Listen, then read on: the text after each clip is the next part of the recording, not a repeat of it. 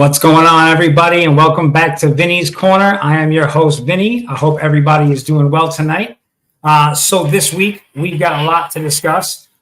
Everything from a little bit of boxing. I'll let you guys know what's going on this week, to the UFC card, a couple of real good fights on there. The whole card is great. And then we've got my power rankings for the MLB, for the NBA, and then we'll discuss what the potential matchups are as of today for NHL hockey. I'm solo today. My guy, Cove, is not with us. I just want to get this shared out for everybody here. Hopefully, everybody is having a good week so far, and I look forward to chatting a little bit about sports with everybody. All right, here we go.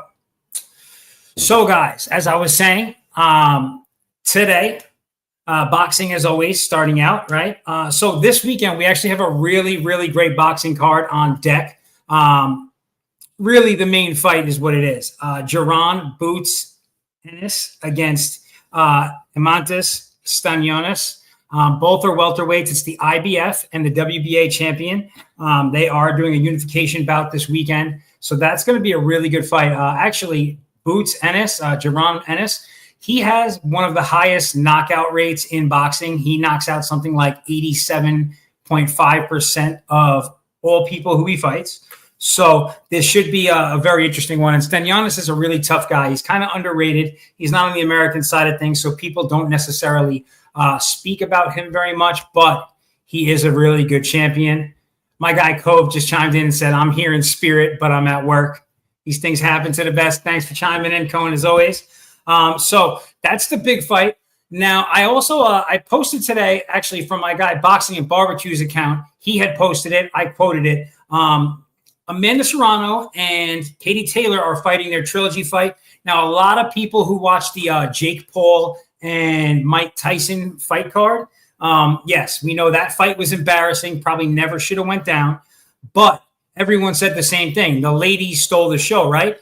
That was the two of these ladies, Amanda Serrano and Katie Taylor, fighting their second fight. Now, Amanda's lost 2 in a row. The second one was really controversial. Mostly everybody thought that Amanda won. So they will be doing a third fight. The trilogy is going to be on July 11th. It's an all-female card. This is actually the best thing that Jake Paul is doing for boxing at the moment. He's building a stable, I guess is what we'll call it, of great women's boxers, making sure they're paid really well, fighting the best, and doing really big shows. And kudos to Jake Paul for that, because women haven't had the spotlight in boxing, and women's boxing is actually awesome. Not going to lie. Amanda Serrano is tough as they come. So that's going to be going on. Why is this thing not centered? There we go. So that will be going on July 11th, and it is free and live on Netflix. So that's a big one. Then, of course, this weekend, I know a lot of folks are MMA fans. If you are an MMA fan, it's the return of Volk, Alex Volkanovski. He's fighting for the featherweight title against Diego Lopez. So that should be a really, really good fight.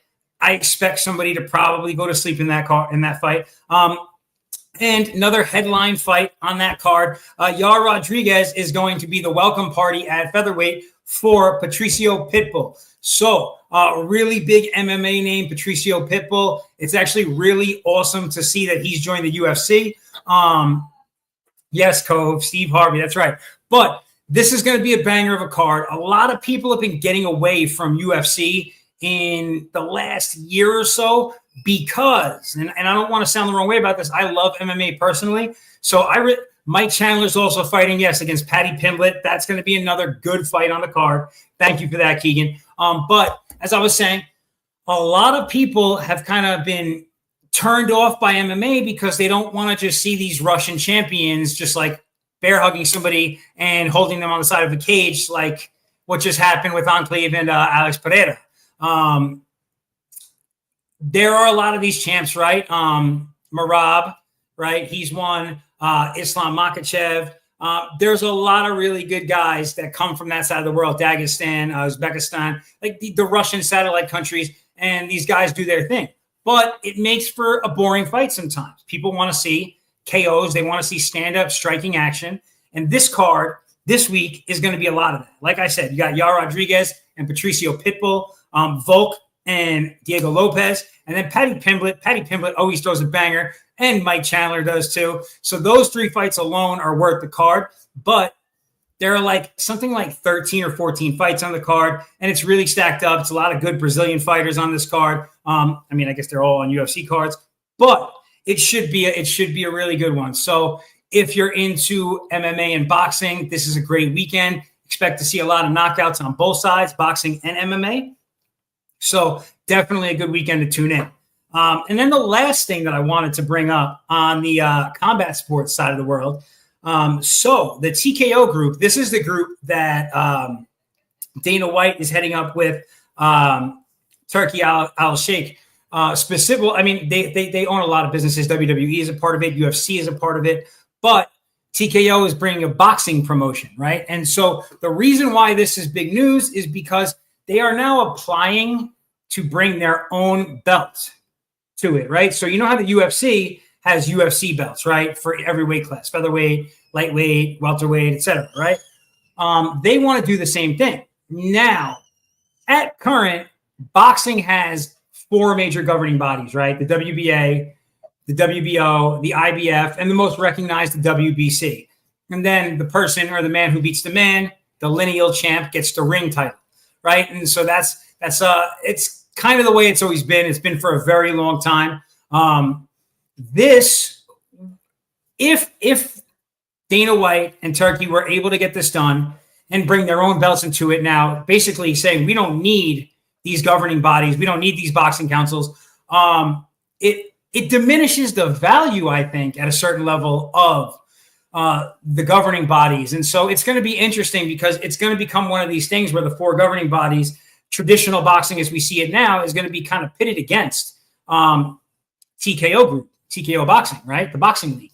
But what a lot of us think might happen, because the payouts for TKO look like they might be a little on the lower side of things, it may become kind of like a proving ground where a lot of younger talent goes to kind of cut their teeth, get their stuff together, and then they may move on and start working with the 4 governing bodies and get out of that contract, or when their contract's over, and move forward. We're going to see what happens, but I just found that to be very interesting. I kind of knew this was going to be the direction they took, but I wasn't really sure when it would happen. So it's definitely, I don't know, to me, to boxing fans everywhere, to combat sports fans, it's a pretty big one, right? So I just wanted to share that with everybody. Hopefully, you guys are going to be able to watch the fights this weekend, and, we'll take it from there. So moving right along, it is baseball season. As you guys know, I am a New York Yankees fan. If you didn't know, I am a New York Yankees fan. The Yankees have, to me, been a little bit underwhelming this season. We're 7-5. We are tied for first place with the Toronto Blue Jays. So I don't want to sound like I'm hating on my own team, because I'm not. But what I did want to do is I wanted to share my Major League Baseball Power 5 ranking as of tonight, April, what is today, the 9th? Wednesday, April 9th. So as you probably expected, Keegan, you are right. The Cubs do look awesome. They are not in my top 5. They're number 6, actually. But, anyway, my number 1 team is the incumbent, right? The champs, the Dodgers. It's hard to go against the Dodgers at this point. They've already stacked up something like 9 wins on the season. So, it's hard to say anything much about them. They looked really strong so far. Obviously, everyone's not available yet. Freeman will be back soon. But when the team is fully healthy and just the way they've been playing, to me, they're the obvious number 1. Number 2, keeping it in the National League, I actually went ahead. That's fine if they lost the series to the Nationals. Keegan, I'm cool with that. They're still the number 1 team in baseball. Go argue with a wall, not Vince. Anyway, the Phillies are my number 2 team. I love the Phillies. I don't like the Phillies like that, but I love watching them play baseball. They are one of my favorite teams to watch in the National League. It would be awesome to see Bryce Harper maybe be able to break through and win a World Series. So we'll see what happens. But they're my number 2. Number 3 for me, moving right along, is the New York Yankees. Thankfully, the Yankees won today. We almost got swept in a series against the Detroit Tigers, and they're still my number 3 overall team. I think they're going to be a problem this season. Here's a little hot take for you guys this season too. And you can, this hasn't happened but a few times in baseball. The last time I want to say was actually Barry Bonds, maybe like 2004-ish, give or take. But Aaron Judge is going to have a 500-plus on-base percentage this season. Mark my words. Now, just to explain for a lot of folks that don't know why, I think that obviously Judge is an animal. We know the guy is a great hitter. He does his thing. But because of the fact that he doesn't have, say, like a Soto in front of him who's getting on base as often, what I'm thinking is we're going to see a lot more walks for him also this season. And with those walks, comes a higher on base percentage. So I do think that he is going to join an elite group of players. Like I said, there's only been a few guys who have done that. I think Aaron, Bonds, Gibson. There are a couple more, but I don't know all of them off the top of my head. I'm not going to lie. But like I was saying, that is kind of a hot take for you. Moving right along, my number 4 team, and the team that I think might actually be on top of the NL West right now, and actually, you know what? I got a little hot take for this one too, is the San Diego Padres. Padres have looked phenomenal this season, and I don't know, but I think there is a good chance this season that we see Tatis get an MVP. He'll be top 3 in the MVP race, but I got a feeling, and I could be wrong, but I do think that he might be able to pull it off. So we'll see what happens. Okay, I'm just going to respond to somebody really quick. Keegan, I understand. Games do happen. I'm looking at the whole of the season. I don't care if the Cubs just beat the Padres. That is fine. The Padres are still ranked ahead of them. Period. Okay? And number 5 is the first place Texas Rangers. Texas Rangers, I think they're just kind of getting back into the swing of things. I think they've looked really awesome this season, which for me has been exciting because watching them win the World Series a couple years ago, it was a fun playoff. So I really enjoyed that a lot. Definitely a team that I'm looking forward to seeing do more stuff this season. But okay, hold on. I'm just going to pull up a stat here real quick because I keep reading comments from one of our followers here. So the Cubs are currently 5-4. Okay, so they're 5-4. They're just above 500. Okay, Keegan. So I understand everything you're saying. They've looked really good, but unfortunately, the Cubs are not in my top 5. But I do have them at this point as a number 6 because I think they've looked really good in this last couple of weeks here. Even in their losses, to be perfect. Oh, I'm sorry. They're 9-6 now. They're 9. I said 5-4. They're 9-6 now. Excuse me. But right. So in their last, I think 1, 2, 3, 4, 5, 6, 7, 8. In their last 9 games, they're 7-2. Okay. So they've looked really awesome. They just lost to the Rangers, and they almost swept them, but they lost that their game 6-2. So they are a good team. They're right up there. Their pitcher Steele actually just got put in the IRL. So definitely a good team. They're up there. I think the Cubs being good is one of those things that's generally good for baseball. They're just one of those historic franchises.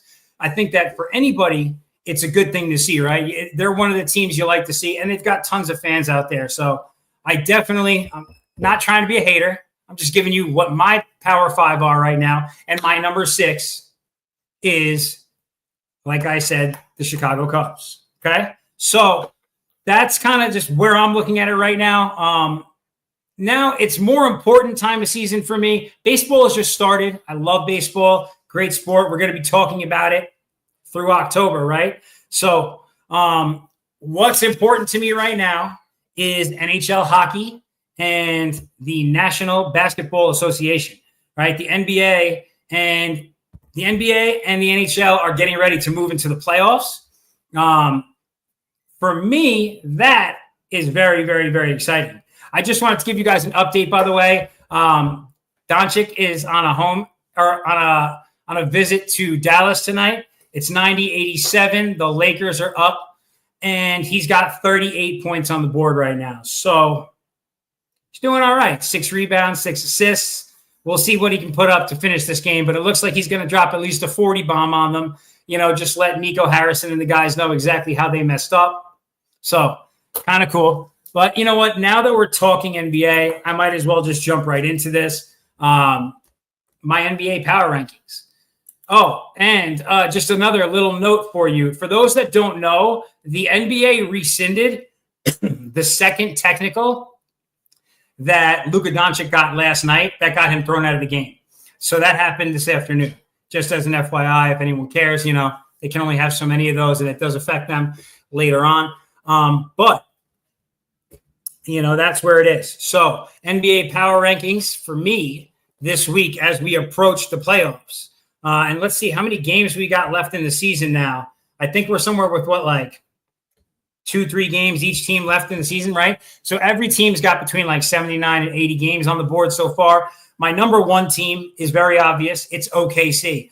OKC, Shy, SGA. I'm just going to call him SGA. It's easier for me. But SGA is probably going to win the MVP this season. However, I don't think he's going to win a title this season. No offense to anybody who's an OKC fan, but to me, even though they are the number one team in my power ranking, I still think that the Celtics are the team to beat. Just going to say what it is. So my number two team on the power ranking this week for the NBA as we prepare for the playoffs, the postseason, is the Cleveland Cavaliers. It's just tough to root against those guys, right? They've got a really complete team, firing on all cylinders. They've looked great this season. I think they've got 63, 64 wins. So they're absolutely rocking on right now. Whether it's Mitchell, Allen, Garland, Hunter, Mobley, they're just playing really awesome ball. Their passing is awesome. They can shoot, bigger guys, smaller guys, doesn't matter. They can shoot from range. Everybody can kind of shoot from anywhere on the court. So they've been a really fun and complete team to watch all season, even though I am a New York Knicks fan, which is a little surprise for the end of this one. My number 3 team is the team that I think right now is still the team to beat. I know it's kind of weird to say that, right? But they're the champs. So the Celtics are the champs. The Celtics have a really, really solid squad. And you know what? If you were watching last night, I'm a Knicks fan. It was a tough game for us. We kind of lost it at the end there, but it was a really good game. And the Celtics, whether it's Tatum or Brown, whether it's Pritchard or White, they find a way, and with guys like Porzingis who are big and can shoot from anywhere, it just makes it that much tougher for the teams to play them, right? So I think going into a 7-game series, right? So we're not talking about one game. OKC is a great team, but going into a 7-game series, I just don't know that they can win 4 games against a Celtics team in the playoffs. There's a different level taken to it when you get to that point. My number 4 team, I believe they are number 2 in the West right now. The Houston Rockets are my number 4 team, excuse me. So they've got a 52 wins and 27 losses on the season. They've looked pretty awesome. They're another team that they've just been really exciting to watch. I think they won their last 3. Let me see how many games they've won in a row. Yeah, they won their last, let's see here. Won their last 3 in a row. They just beat the Warriors. The Rockets are just one of those teams, right? I think that the biggest thing going against them is their age, right? But I think Green is awesome. Sengun's got over 10 rebounds a game on an average. Eamon Thompson, I like him a lot. Eason's been playing well, so a lot of these guys have just been playing really good ball. Van Vliet too. He's got over 5 assists a game. So They are good. The Rockets are definitely a team like that. And now for my number 5, I wish I had that like ESPN number 5. For my number 5, I had to go and throw my New York Knickerbockers on there. And I know a lot of people are like, whoa, that's crazy. The Knicks are in a tough situation right now, right? But they just held it down without Jalen Brunson. They got him back. Last night was a really tough loss for us to swallow. I definitely thought that we had it. But I do think going into the playoffs, I think my Knicks are the 5th toughest team in the NBA, West or East. Now, that leads to the next thing, right? What are the matchups going to look like so it's kind of tough to say, right? So we haven't gotten everybody in the West yet. Right now in the West, only the 1 and 2 seed are locked up. Everything else, let's see here.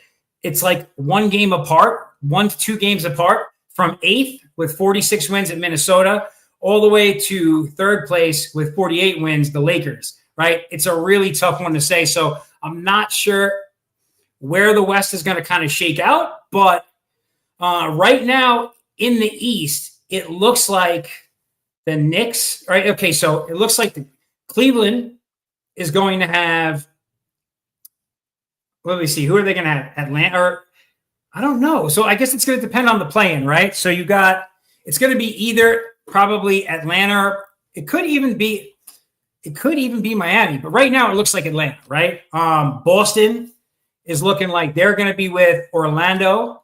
Then you've got my Knicks playing Detroit. So that's actually the series I'm really worried about.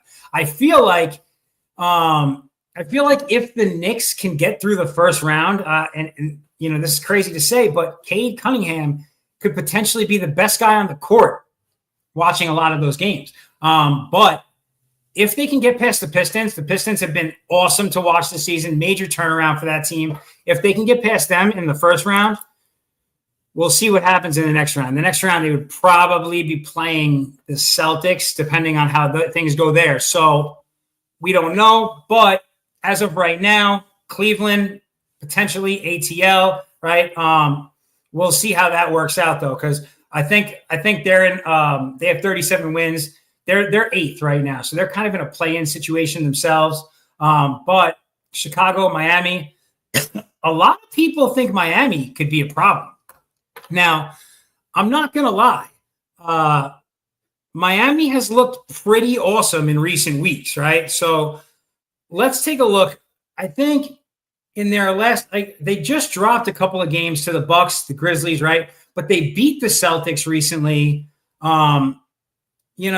They obviously the Wizards, the Sixers, but they've just had like a strong run in the last like month or so. They really look like they're kind of getting it together. You know, maybe Heat culture isn't dead. I don't know, but it's going to be really interesting to see where things shake out there. Now in the West is a little crazy right now, as we were just talking about, right? You got the Lakers in 3rd, you got the Clippers in 4th, which I think is kind of awesome to see. The Clippers, the Nuggets, and Golden State, and Memphis for that matter, they're all 47 and 32. So I don't know what scores look like tonight, but we'll see how things shake out here. You know, this is, I think, game 80 for all these teams that's going on today, tomorrow. Very, very, very tough situation, but it's going to be really interesting. And I think the West is going to be kind of a meat grinder, right? All these teams Minnesota was 4th yesterday. Right? They dropped the ball on that game, and now they're 8th. So, right, it's a tough one to say. I'm not sure exactly where things are going there.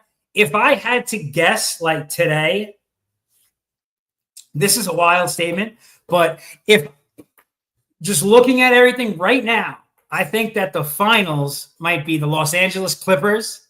I know that's a wild statement, but I would love to see James Harden get to a final. Especially if Kawhi Leonard's healthy, it's a definite, real possibility. And as of now, I'm just not ready to bet against the Celtics, even though I'm a New York Knicks fan. I'll be honest, not in a series. Beating them on a one-off is one thing. Beating them in a series, it's just a whole nother animal. So I don't know. We're going to see where that goes. I'm not really too sure yet, but I'm definitely interested to watch the NBA playoffs. This is the good part of the NBA season, right? So I am excited for it. Hopefully you guys are. What do we got going on here? So my man Keegan is just chiming in. Keegan always chimes in. I love this guy. Not going to lie. Cavs wing defense was non-existent. Okay, listen, man. You're a Cavs hater. I get it. The Cavs really are a good team. They are legit. Stop hating so much. It's okay. And the last thing I want to see is Atlanta Hawks against the New York Knicks. I'll be honest. The Atlanta Hawks are like a modern day Pacers for us, I feel like. So definitely not something as a Knicks fan that I would be looking forward to. But, you know, again, it's the playoffs. I would love to see my Knicks make a run. Right now, I'm betting on it being the LA Clippers and the Boston Celtics. So we'll see what happens. We'll see what happens there. And the last, you know what? Actually, before we jump from the NBA, there was something I wanted to talk about. And I'm just wondering, you know, if anyone's out there, whoever's listening tonight, Mike Malone just got fired 3 games before the playoffs. Now, mind you, the Nuggets are in 5th place right now. They're definitely going back to the playoffs. And not only, so the GM will not be coming back after the season. Mike is gone completely already. And I don't know if my other Knicks fans think so, but if we're a one-and-done team, I would love to see the Knicks go out and try and bring Mike Malone in as a coach. Yes, Keegan. Clippers over OKC. Yes. I don't think OKC is going to the final. I don't. That's just me. I don't think I think that the team's gonna we'll see what happens, but that's just what my thought process is right now. Now, I know that's a wild one. I'll be interested to hear what people are saying when I jump into chats later, but I thought this was really crazy, right? Getting rid of all the leadership on the Nuggets right before the playoffs. Now, I would assume, right? So this year coming up, what's this guy's name? Joker, Nikola Jokic. He is up for a major contract extension, something like $212 million, 3-year extension is what he's looking at. And they just fired the coach that's gotten the best out of him since day one. So I'm assuming they at least notified him before it happened, right? But I'm not really sure what to make of that. So I would just really be curious, you know, anyone else who's listening out there, let me know what you guys think about it. Because I thought that was pretty wild. Like the last thing I would have expected to see happen, like maybe if they were a one and done in the playoffs, but actually firing Mike Malone, like he's been there for like 10 years. He's a great coach. And that organization who owns like the Rams and Arsenal, the Nuggets, the Avs, like they don't fire coaches all the time. That's not the culture of that organization as a whole. So for me, this was a pretty wild one. Now I know that the GM, I can't even think of the GM's name right now, but I know that him and Malone were not really kind of seeing eye to eye on things. And I understand getting rid of both and not just one, because if you get rid of one guy, it kind of gives more power to the other one. But I don't know, man. I feel like this was a pretty ballsy move by ownership to fire Mike Malone going into you're wild, bro. But like just going into the playoffs, I felt like this is really wild. Like this is not what I would have expected by any shape of the imagination. So, you know, you guys can tap in on the socials. I'll make a post about it later. I'm curious to hear what people do have to say about it. There's that. And then as I was going to get into, or what I wanted to get into, right? NHL, it's that time of year. The Stanley Cup Finals are at hand. It is a very exciting time for hockey. Ovechkin just became the goals leader, breaking Wayne Gretzky's 894 goals. He did it in the same amount of games, in the same amount of years, like really crazy, actually. What was cool, though, and what's different about hockey, right? Like, so in the NFL, when Saquon was like, when they were talking, is Saquon going to go break Dickerson's record, right? Dickerson was like, I don't want to see that, right? Dickerson was spewing hate, you know, drinking that haterade. It was kind of crazy. The NHL is a very different culture. For weeks now, Wayne Gretzky has been at all of Ovechkin's games because it was like a passing the torch moment for them. And that's just kind of like how hockey gives it up, right? So it was a really cool moment. I loved it. Wayne Gretzky is still the great one. He's still the greatest player of all time to me. To most people, I understand there are a few people out there, according to my boy Cowboy Reg, who think otherwise, but they're crazy. And Doncic does break 40. So 40 points, 7 rebounds, 6 assists, and they're still going. Now, as I was saying, the goals leader all time, amazing feat. What's more impressive is the Caps are arguably the 1 seed in the entirety of the NHL or the Stanley Cup Finals. They have done nothing but look awesome in, week out. I mean, sometimes it doesn't even look like Ovi's trying to get these goals. He's just so elite at scoring. It just happens. Now, I haven't had a chance to see how the games are looking tonight, but as of this morning, this is what the playoff matchups would look like in the NHL if the Stanley Cup Finals started today. So in the East, you would have the Maple Leafs against the Ottawa Senators. You'd have the Tampa Bay Lightning against the Florida Panthers. That's actually a pretty cool one for Florida. I like that.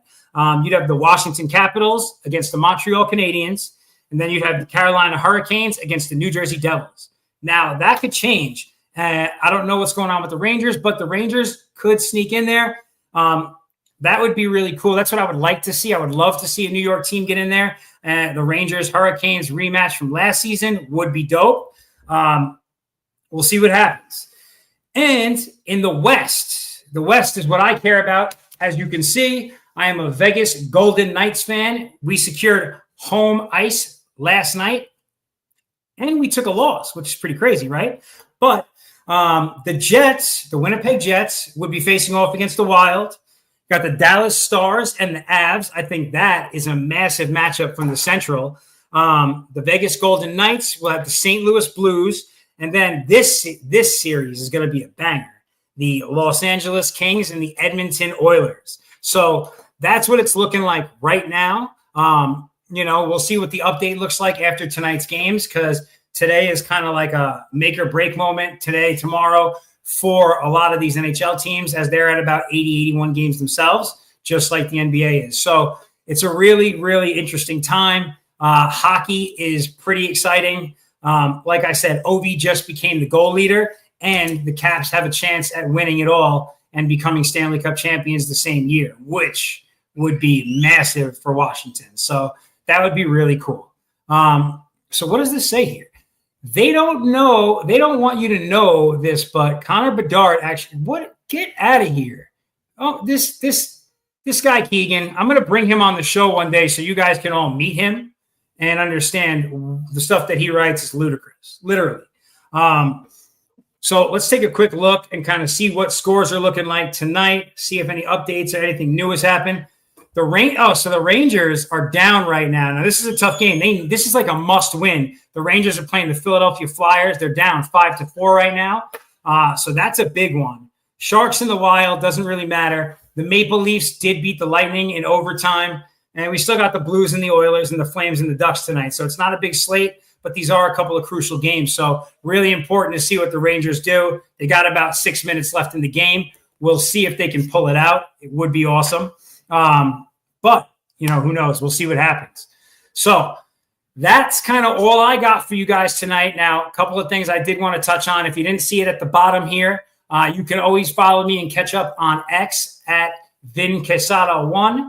And, of course, I also have my YouTube where you can always watch any of these videos. They'll be streaming there going forward, and that's at Vinny's Corner, Vinny with the Y.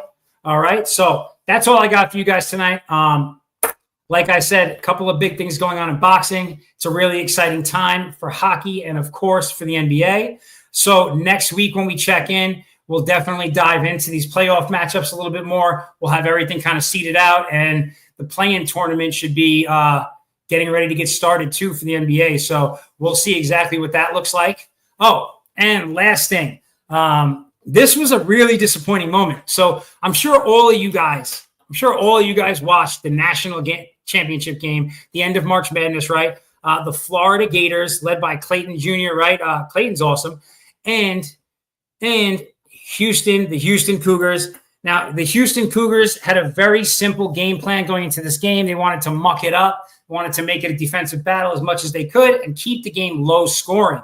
Now, they did exactly what they needed to do, but the end of that game was like one of the worst performances I've ever seen by a college basketball team. Now, I don't know, you guys might feel differently. Again, chime in, tap in on the socials. Let me know what your thoughts are. But in the last 2 minutes of the game, 2 minutes and 24 seconds, 25 seconds, something like that, the Cougars didn't get a shot. And the way that game ended, with this guy going up, dropping the ball so he didn't go up and down, it was such a good game and like the most lackluster ending I could imagine for anybody besides, obviously, a Florida Gators fan. Now, with that being said, I think that something's real interesting, and I just wanted to throw this out there. Florida Gators in the last 25, 30 years are probably the only team that has won 3 football championships and 3 basketball championships in the NCAA. That's dominant. So, kudos to the Florida Gators. Much love there. I was rooting against you, but, we'll see how you guys do it next year. Anyway, guys, that's all I got for you tonight on Vinny's Corner. Hopefully it was a good show, and I'll catch you guys next week here Wednesday, and we'll be diving into the NHL playoffs and the NBA playoffs and whatever else comes up here in between. All right, guys, have a great night.